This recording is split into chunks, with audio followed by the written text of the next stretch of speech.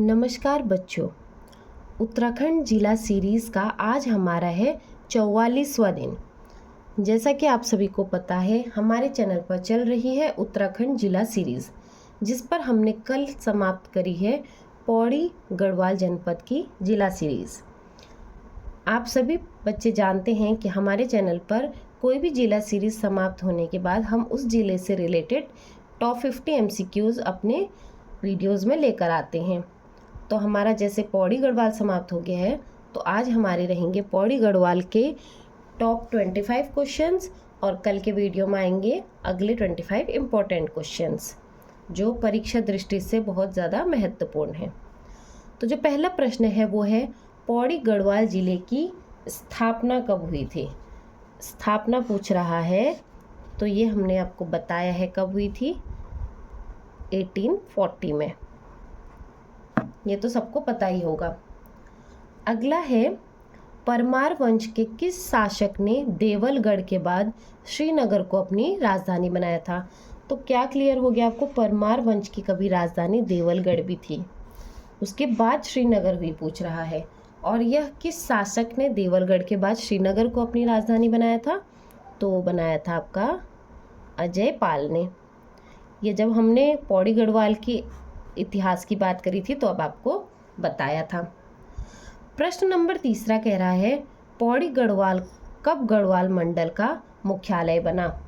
तो यह पौड़ी गढ़वाल मंडल का मुख्यालय बना था हमारा 1969 में। प्रश्न चौथा कह रहा है, पौड़ी गढ़वाल जिले का कुल क्षेत्रफल कितना है। तो इसका कुल क्षेत्रफल है हमारा 5329 वर्ग किलोमीटर। और मैंने आपको बताया था कि क्षेत्रफल की दृष्टि से जो पौड़ी गढ़वाल ज़िले का स्थान है वो चौथा स्थान है हमारे उत्तराखंड में। अगला है, सर्वाधिक जिलों को स्पर्श करने वाला जिला। ये बहुत इम्पोर्टेंट क्वेश्चन है, वो है हमारा पौड़ी गढ़वाल।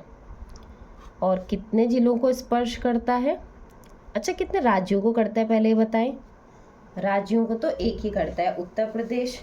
अंतर्राष्ट्रीय सीमा इसकी है नहीं। अब कितने जिलों को स्पर्श करता है, 7 जिलों को स्पर्श करता है।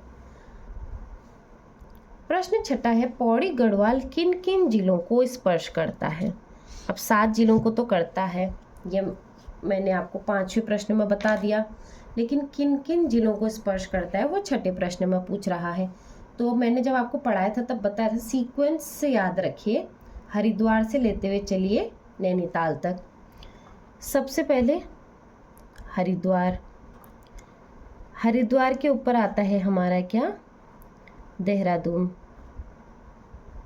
जो पौड़ी गढ़वाल से सीमा स्पर्श कर रहे हैं।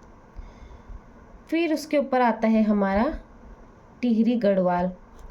जब हमने टिहरी गढ़वाल पढ़ा था तब भी बताया था, टिहरी गढ़वाल के नीचे ही हमारा पौड़ी गढ़वाल है। टिहरी गढ़वाल के थोड़ा बगल में देखेंगे तो हमारा आता है रुद्रप्रयाग की सीमा आती है। रुद्रप्रयाग के थोड़ा सा नीचे हमारा आता है चमोली का कुछ भाग। चमोली के बाद आता है हमारा अल्मोड़ा। और 7वां और अंतिम जिला हमारा है नैनीताल।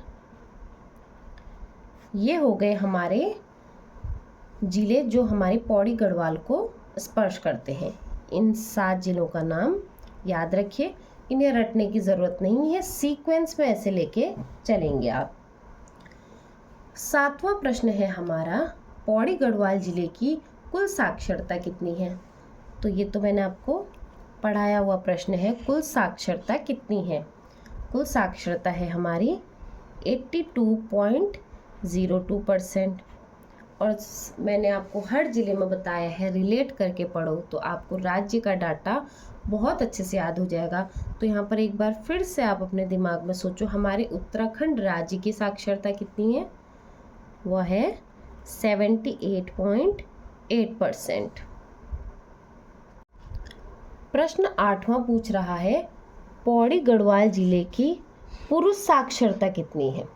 पुरुष साक्षरता की बात करी जाएगी तो वो है 92.71%, आपको पढ़ाया था। और उत्तराखंड राज्य की पुरुष साक्षरता याद करो वो है 87.4%।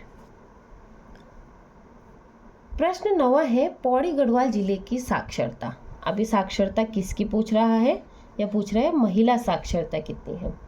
तो महिला साक्षरता हमारी है 72.60% और हमारे उत्तराखंड राज्य की जो महिला साक्षरता है वो 70% है। प्रश्न 10वां है पौड़ी गढ़वाल जिले का लिंग अनुपात कितना है। तो वह है 1103 और इसका राज्य में स्थान कौन सा है। लिंग अनुपात श्रेणी में पौड़ी गढ़वाल जिले का तीसरा स्थान है। अब कोई बच्चे कहेंगे कि हम हर जिले का लिंग अनुपात साक्षरता यही याद करने में रहें क्या।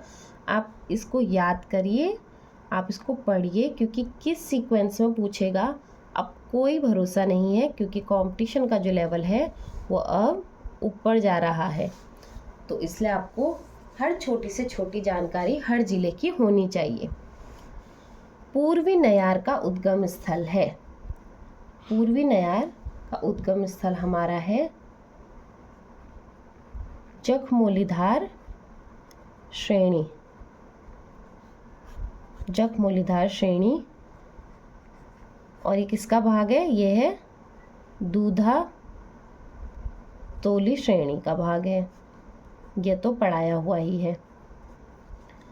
अगला है पश्चिमी नयार का उद्गम स्थल है। तो पश्चिमी नयार का उद्गम स्थल देखा जाए तो वो होगा हमारा दूधा तोली पर्वत।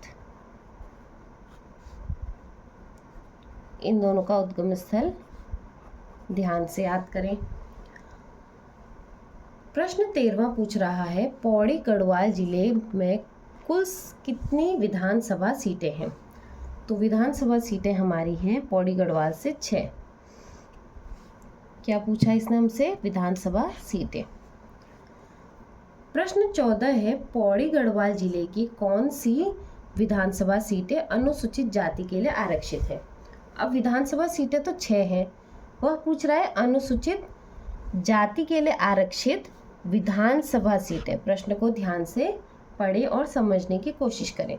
तो 2 सीटें जो है हमारी अनुसूचित जाति के लिए आरक्षित है पौड़ी गढ़वाल से। पहली हो गई पौड़ी की सीट और दूसरी हो गई हमारी श्रीनगर की सीट। और ये मैंने आपको बताया था आरक्षित सीटें परीक्षा में पूछेगा ही पूछेगा। प्रश्न 15 है पूर्वी नयार व पश्चिमी नयार नदी का संगम किस स्थान पर होता है।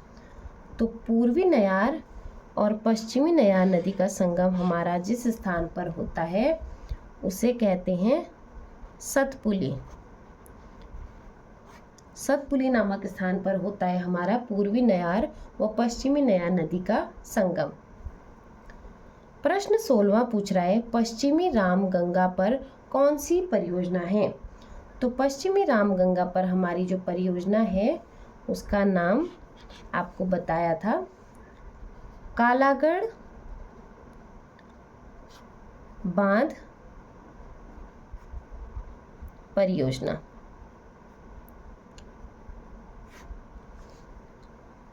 प्रश्न 17वां पूछ रहा है हेमवती नंदन बहुगुणा गढ़वाल विश्वविद्यालय की स्थापना कब हुई थी। स्थापना हुई थी 1973 में। यह है हमारा इम्पोर्टेंट क्वेश्चन। प्रश्न 18वां है हेमवती नंदन बहुगुणा गढ़वाल विश्वविद्यालय को कब केंद्र विश्वविद्यालय का दर्जा दिया गया।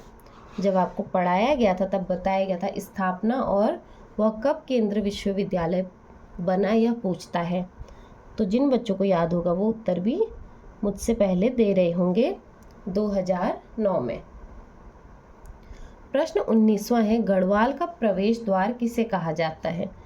तो हमारे गढ़वाल का प्रवेश द्वार कहा जाता है कोट द्वार को। भी है। प्रश्न 20वां है कर्णवाश्रम किस नदी के तट पर स्थित है। यह क्वेश्चन बहुत बार पूछा जा चुका है, आगे भी पूछा जा सकता है। यह है हमारा मालिनी नदी के तट पर। प्रश्न 21वां है, गढ़वाल रेजिमेंट का मुख्यालय कहाँ है? तो गढ़वाल रेजिमेंट का मुख्यालय हमारा है लैंसडाउन में। और लैंसडाउन कहाँ पड़ता है? यह पड़ता है हमारा पौड़ी गढ़वाल जिले में। प्रश्न 22वां पूछ रहा है, पौड़ी गढ़वाल में कौन सा वन्य जीव विहार स्थित है? तो जो वन्य जीव विहार पूर्णतः पौड़ी गढ़वाल में है वह तो एक ही है, उसका नाम है सोना नदी वन्य जीव विहार।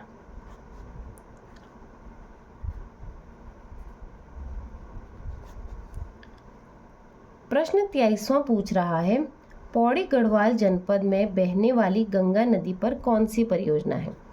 प्रश्न को ध्यान से सुने। वह पूछ रहा है पौड़ी गढ़वाल जनपद में गंगा का जो भाग बहता है उस पर कौन सी परियोजना है? तो उस पर हमारी है चीला परियोजना। यह नक्शे में भी आपको बताया था चीला परियोजना कहाँ पर है। प्रश्न 24वां पूछ रहा है, नयार नदी व गंगा नदी का संगम कहाँ पर होता है? नयार नदी व गंगा नदी का संगम पूछ रहा है, तो यह होता है व्यास घाट में।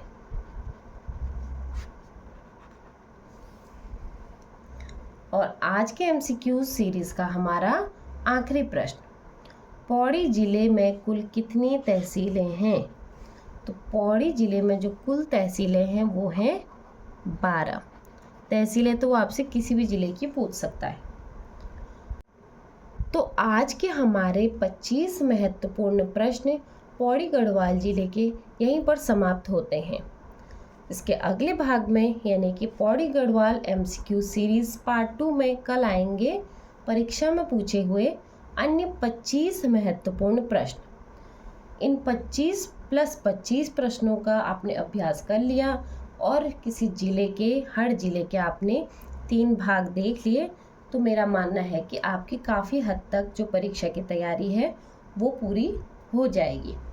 इसके अलावा मैंने जैसा आपको बताया है, हर ज़िले के मंदिर और मेले जो बच्चे सोच रहे होंगे कि मैंने नहीं पढ़ाया है, वो मैंने छोड़ा नहीं है।